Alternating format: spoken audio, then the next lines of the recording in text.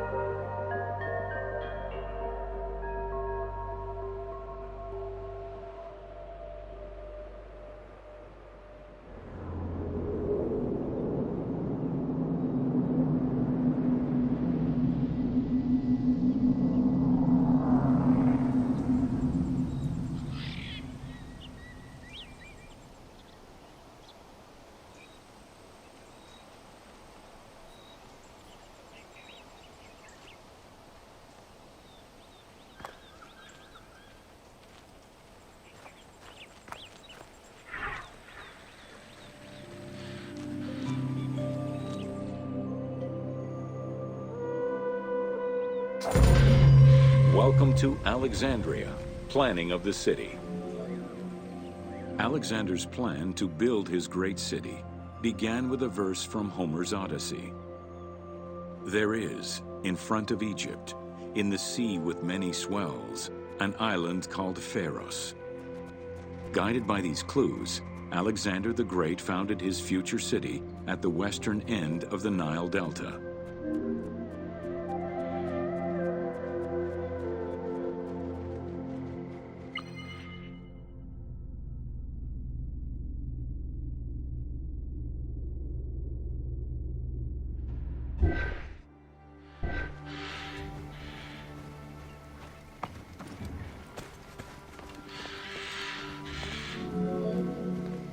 Though Alexander considered this location ideal for his great city, it presented considerable challenges.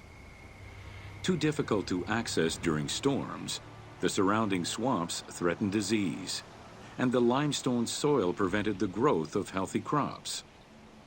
However, due to the influence of his mentor Aristotle, Alexander the Great recognized that the true value was its strategic emplacement. Alexander knew that in controlling Pelusium to the east, Memphis to the south, and his crowning glory Alexandria to the west, he would create a triangular stronghold, allowing him to control the entire delta while giving him access to the Mediterranean.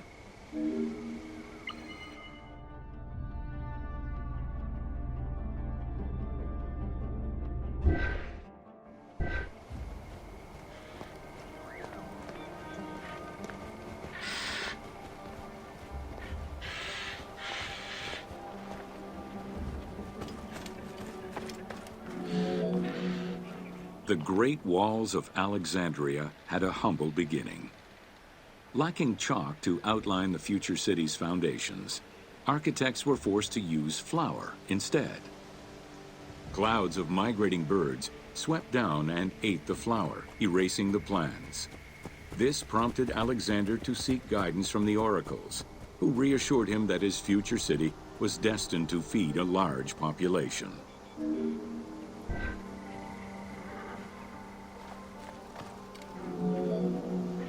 Excavations led by Mahmud Bey el-Falaki in the 19th century revealed that the wall enclosure measured approximately 5.2 kilometers in length and 2.2 kilometers in width. It was roughly 9 meters in height.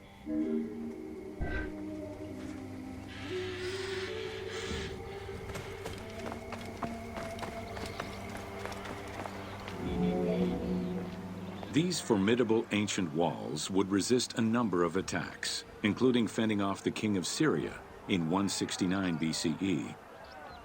It wasn't until 295 CE that they eventually fell to Roman Emperor Diocletian, and this only after 8 months of relentless assault.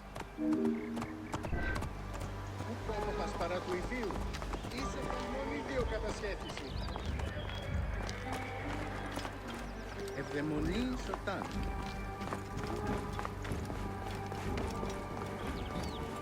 Αμελήσιση. Ού καλάβνηση νόσκης φάπτε.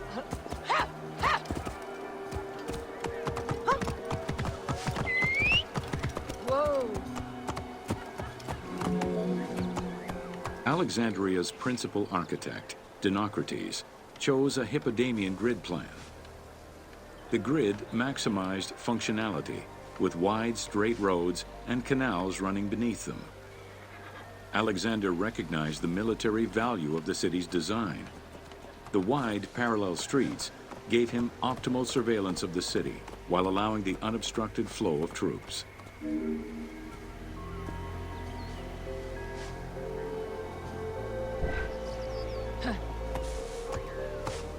Πότε διδάσκεσαι σε Ελλάδα. Λοιπόν, πρώην και χθες.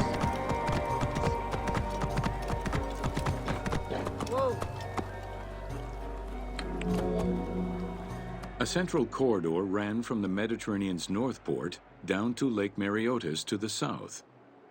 This thoroughfare acted as an unobstructed link for commercial trade and travel between the two ports.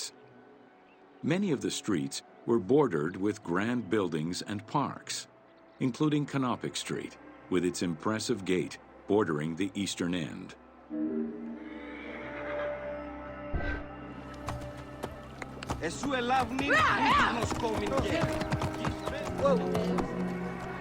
Alexandria was most likely built upon an already existing Egyptian village. Upon its completion, the Egyptians reviled the city, refusing to call it by its founder's name. Instead, they called it Raked, the building, as a mark of disdain, which was later Hellenized into Rakotis. Despite this, the name Alexandria would remain.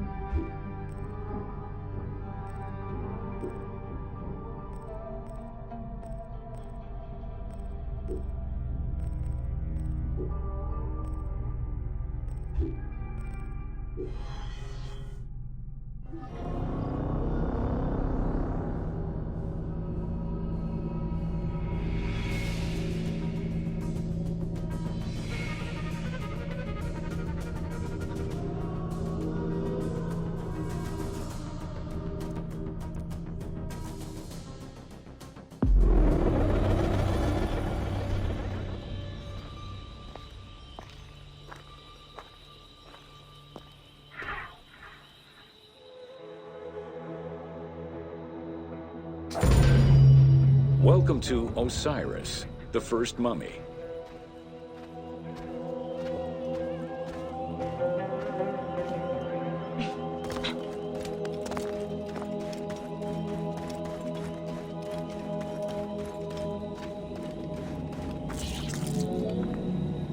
The oldest mummies recovered date from the Old Kingdom, though Egyptologists believe that mummification was in use much earlier than that.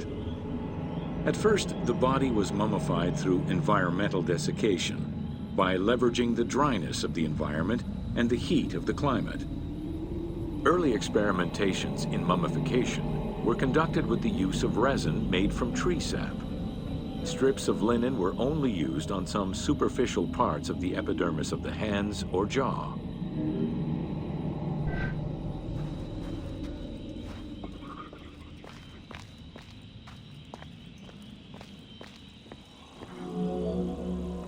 Ideologically, the will to preserve the body is not explained in any way until 3600 BCE.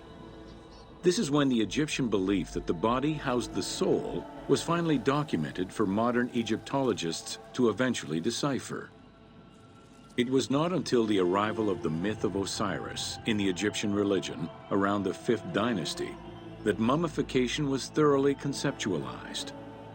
The practice was thereafter grounded in both a mythological and ideological point of view.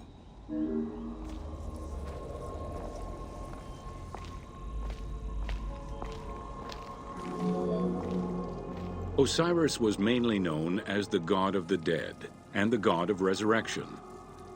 The most well-known Genesis myth concerning Osiris is that of his dismemberment.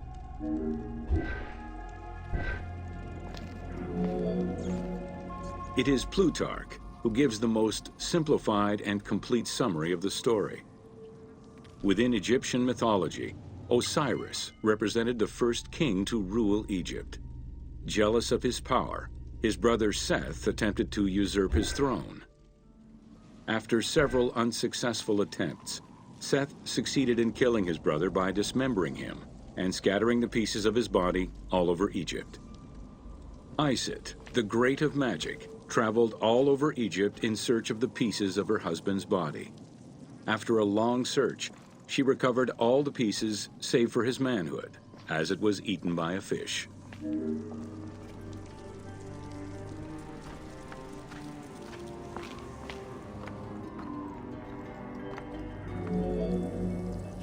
Isis then reassembled the body of her husband by binding it together with strips of linen. Aided by her sister Nephthys, another powerful magician, they gave Osiris the breath of life. This not only brought him back from the dead, but also allowed him to recover his virility long enough to impregnate Isis, thus ensuring his succession before, once more, dying. Thus Horus was born. The ritual used to bring Osiris back to life essentially depicts how he became the first mummy. It is why, on the sarcophagi of kings, we often find Isis and Nephthys represented as the magicians who restore life to the deceased.